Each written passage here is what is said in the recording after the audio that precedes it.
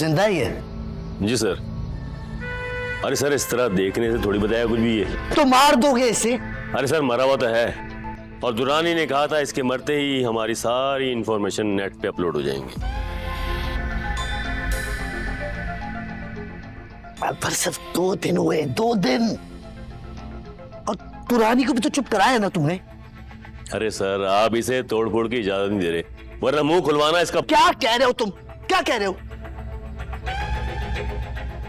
कुछ लकड़ी को जितना मोड़ोगे ना टूट जाएगी, और टूटी हुई लकड़ी किसी काम की नहीं होती।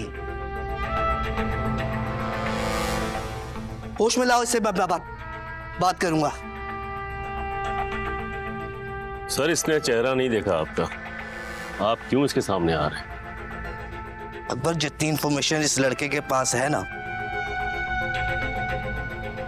मेरा चेहरा देखने से ज्यादा है। होश में आए तो बुलाओ मुझे। तो ये ना, होश में आए तो बुला लेना।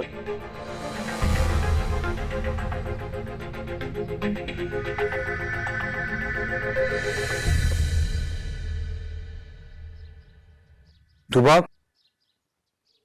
वो मानी या नहीं मानी? नहीं, मैं तो ट्राई कर रही हूँ इतने टाइम से, नहीं मानती मेरी बात। आपकी मानी?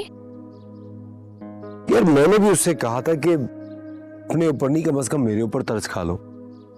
जैद उसको मेरी ही जिम्मेदारी पे छोड़कर गया होगा ना। अगर उसने अपनी इस तरह की हालत बनाए रखी, कल को जैद वापस आ जाता है तो फिर वो मुझे क्या कहेगा? तुमने ये ख्याल रखा था अदन का? लेकिन वो समझ ही नहीं रही है। वैसे अगर जैद वापस आया ही नहीं तो? देखो,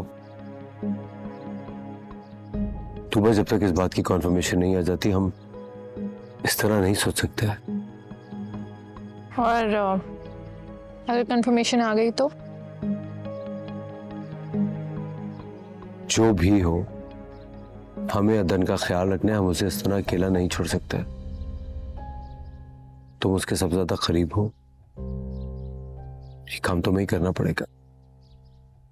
मैं तो बस कोशिश ही कर सकती हूँ। नहीं, तुम कर सकती हो, एंड आई नो इट।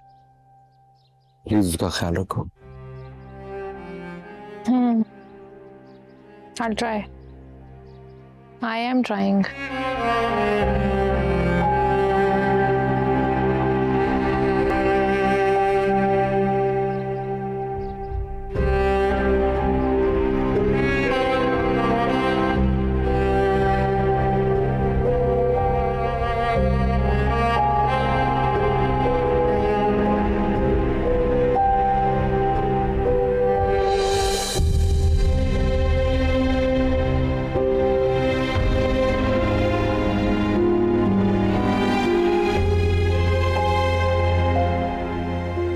अम्मी,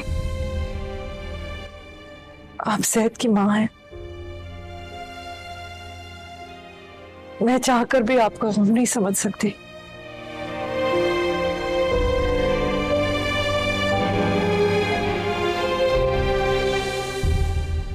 मैंने जैद को बहुत कम अरसे के लिए जाना,